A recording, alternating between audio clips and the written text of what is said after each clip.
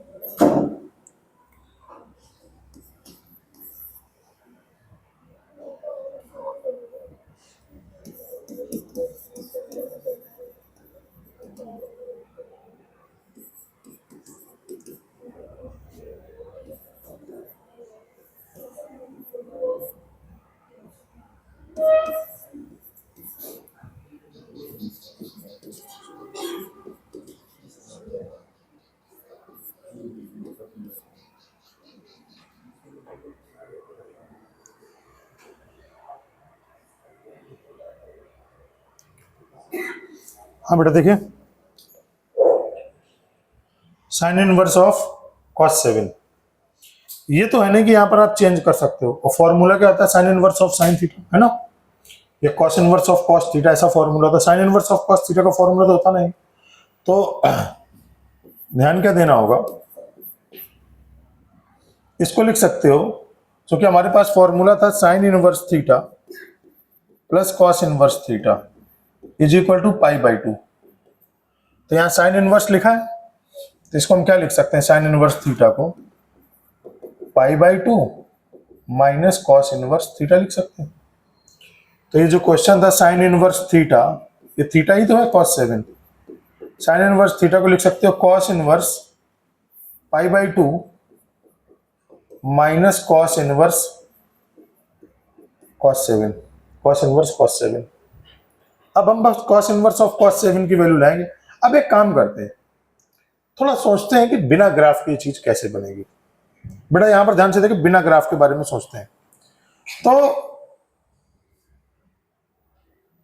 एक रिजल्ट पता था आप लोगों को कि cos inverse of cos theta की वैल्यू क्या होती है, थीटा होती है इफ थीटा बिलोंग करे कितना, 0 से पाई, और ये माइनस थीटा होती है कब, अगर थीटा पीछे बिलोंग करे, माइनस पाई से 0। बस इतने में तो काम हो जाएगा अपना। अब एक बात बताओ बेटा, यहां पर ध्यान दीजिए, यहां ध्यान दीजिए, क्योंकि मैं बिना ग्राफ के बताने जा रहा हूं चीजों को। कॉस 7 है, तो इसको हम 0 से पाई की रेंज में या माइनस पाई से 0 की रेंज में लेके आते हैं, तो उतने में काम चल जाएगा अपना। तो क्या इसको मैं ये लिख सकता हूं, कॉस 2 पाई माइनस 7, कॉस 7 को ध्यान से देखना, दिमाग वाला काम है। कॉस थीटा को कॉस 2 पाई, देखिए कॉस 2 पाई माइनस थीटा क्या होता है, कॉस 2 पाई माइनस थीटा होता है बेटा, कॉस थीटा होता है। तो कहीं भी कॉस थीटा लिखा है तो उसको कॉस 2 पाई माइनस थीटा लिख सकते हैं ना। तो 7 को मैंने 2 पाई माइनस 7 लिख दिया। अब ये अंदर की वैल्यू देखो क्या हो रही है, 2 पाई का मतलब कितना हुआ, 6.28। 6.28 में से 7 जाएगा तो निगेटिव में वैल्यू आएगी, वो भी कितनी, 0.75 के आसपास आएगी वैल्यू। तो अगर ये अंदर मतलब ऐसा हो रहा है cos inverse of cos theta और ये वैल्यू छोटा सा निगेटिव नंबर आ रहा है, तो ये वैल्यू किसके इक्वल हो जाती है, डायरेक्ट माइनस थीटा के इक्वल हो जाती है। तो ये आंसर क्या आएगा, पाई बाई 2 माइनस, ये वैल्यू क्या आ जाएगी, माइनस ऑफ 2 पाई माइनस 7। मुझे लगता है कि उड़ गया, लगता है गया, समझ आया कुछ। ये नंबर क्या हो रहा है, निगेटिव नंबर हो रहा है, और यहाँ निगेटिव नंबर में क्या होता था, माइनस पाई से थीटा के बीच में ये पूरी वैल्यू क्या हो जाती थी, माइनस थीटा बचती थी केवल। तो मैंने वही लिख दिया। ये चलो मैं आपको अब ग्राफ में बना के दिखा देता हूं एक बार, लेकिन चेक तो कर ले जो सोचा है सही सोचा है या नहीं। तो कॉस इनवर्स ऑफ कॉस 7 की बात करना, 7 का मतलब कितना हुआ, 2 पाई, और ये 3 पाई। बेटा ये आ जाएगा पाई ये 2 पाई, ये 3 पाई, 7 लगभग यहां कहीं जाएगा, तो ये लाइन क्या हो जाएगी, y is equal to x minus 2 pi, बेटा यही होगा ना, x माइनस 2 पाई।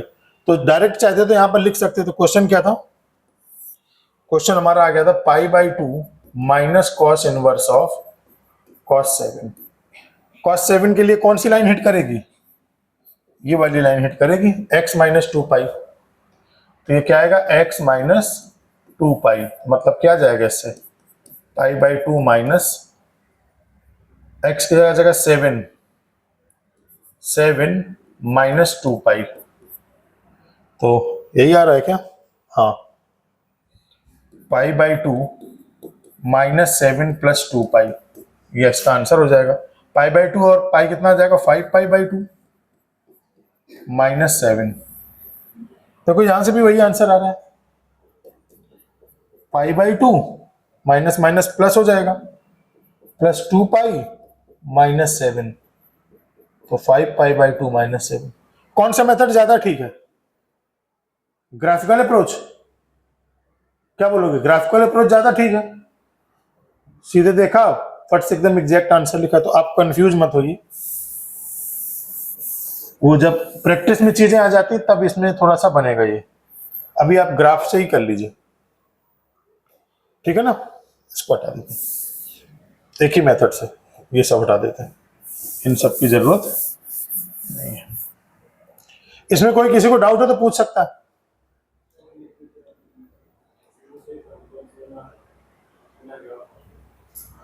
कंफ्यूज हो जाओगे फिर एग्जाम में, इसमें कंफ्यूजन का चांस नहीं है,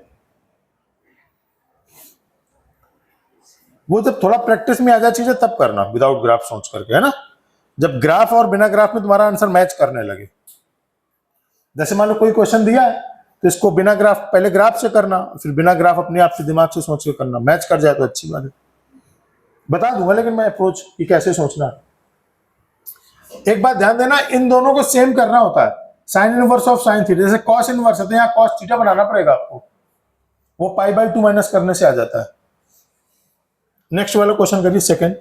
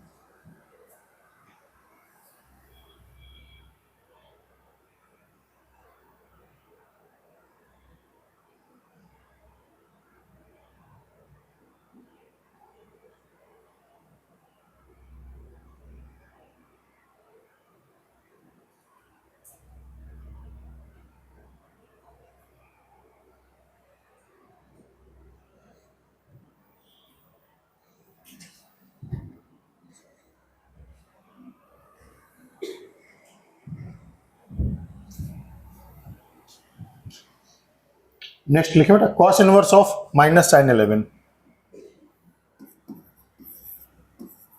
कॉस इनवर्स ऑफ क्या, माइनस साइन 11,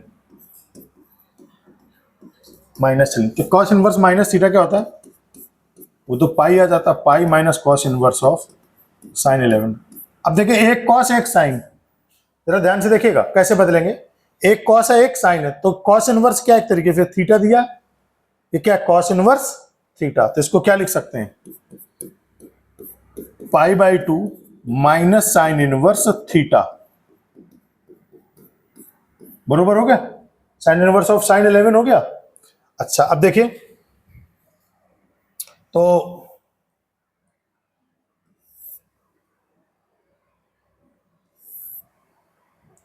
कैसे बनाए, बिना ग्राफ के बनाऊंगे, बिना ग्राफ के। चलिए देखते हैं, तो ये क्या है, पहले ऐसे ही बना देते हैं, हमें 4 पाई तक पहुंचना होगा, तो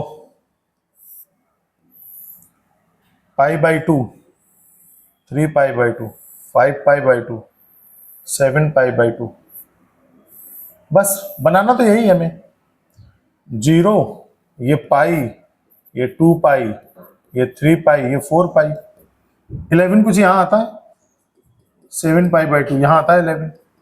तो ये लाइन की इक्वेशन क्या है, लाइन की इक्वेशन है x माइनस 4 पाई, यही तो ना बेटा, x माइनस 4 पाई है, तो यहाँ क्या रख देंगे, ये आएगा x माइनस 4 पाई, तो 11 माइनस 4 पाई, ये आ जाएगा pi minus pi by 2 minus minus plus 11 minus 4 पाई, तो पाई माइनस पाई बाई 2, बेटा कितना आएगा, ये आ जाएगा पाई बाई 2, तो 11 माइनस ये प्लस पाई बाई 2 और माइनस 4 पाई, तो माइनस 7 पाई बाई 2, ये आंसर।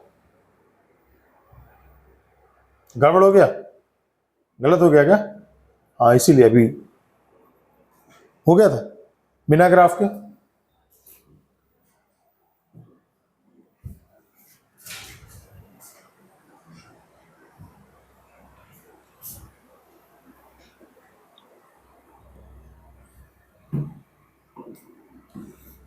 सुनो, एक सुनो,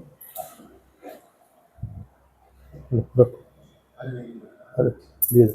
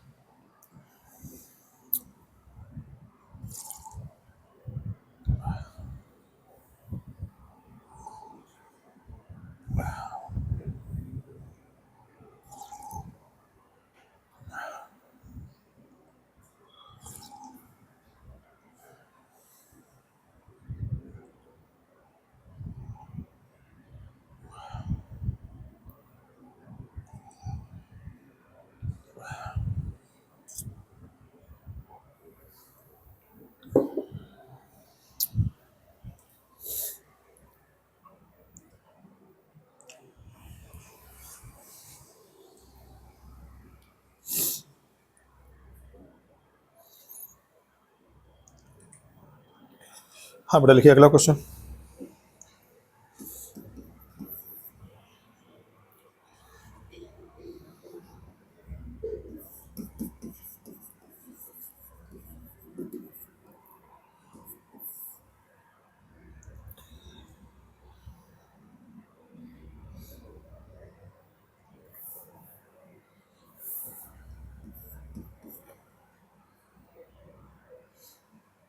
लिख लो।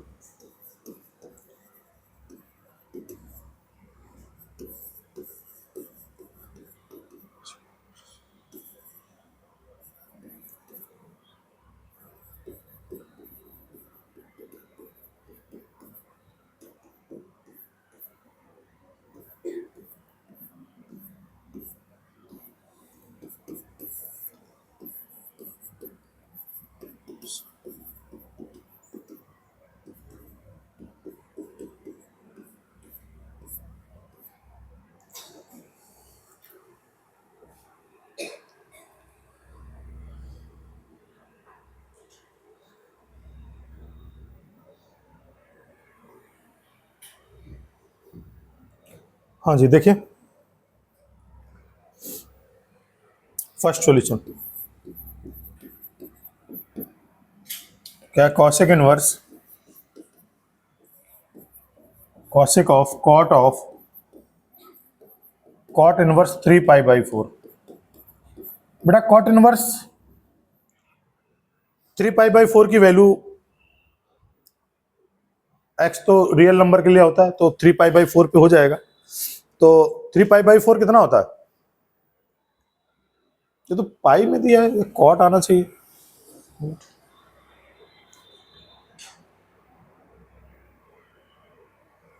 अच्छा देखिए, ग्राफ आपको समझना पड़ेगा। दो तीन चीजें, जैसे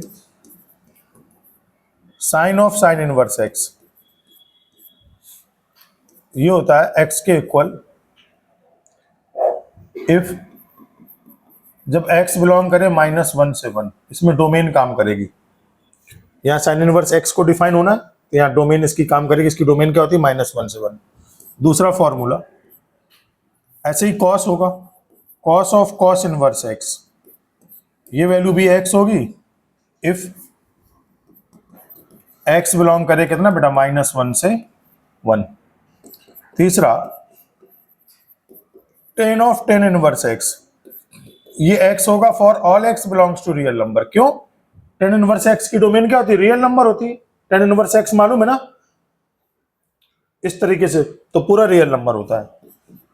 ये आएगा cot of cot inverse x, ये भी x होता है for all x belongs to real number. Next one is sec of sec inverse x, ये भी x के इक्वल होगा, लेकिन इसकी डोमेन क्या होगी? x बिलोंग्स टू -∞ से -1 यूनियन 1 से इंफिनिटी। और next one is cosec of cosec inverse x, -∞ से -1 यूनियन 1 से infinite.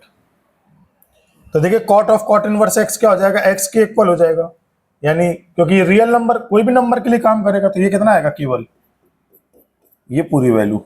Cot inverse of cot x क्या आ जाएगा? x के इक्वल आ जाएगा, तो ये आया कॉसिक, ये आया कॉसिक इनवर्स।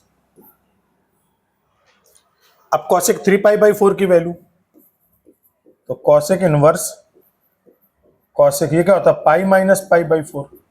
तो कॉसिक पाई माइनस थीटा क्या होता है? कॉसिक थीटा होता। तो ये आएगा कॉसिक π/4, और यहां पर आएगा कॉसिक इनवर्स। ठीक, तो कॉसिक π/4 की वैल्यू कितनी होती है? √2। कॉसिक इनवर्स √2 क्या होता है? π/4 होता है। तो फाइनल आंसर क्या आ गया? π/4। ठीक है ना। दूसरा क्वेश्चन तो एकदम क्लियर है, यहीं से फॉल्ट। सेकंड का सॉल्यूशन क्या है? Cot of sine inverse 5π/4। तो देखिए साइन इनवर्स x कब डिफाइन होता है? Sine inverse x is defined if x belong करे -1 से 1, तो बेटा ये तो 1 से ज्यादा हो गया ना 5π/4, 5π/4 तो 3 से ज्यादा होगा, तो ये नंबर क्या होगा, ये जो नंबर है वो नंबर 1 से ज्यादा है। तो इसका मतलब ये क्या होगा, ये पूरा फंक्शन साइन इनवर्स इसमें डिफाइन ही नहीं होता है, तो पूरा फंक्शन क्या आ जाएगा, नॉट डिफाइन। क्या आ जाएगा, नॉट डिफाइन।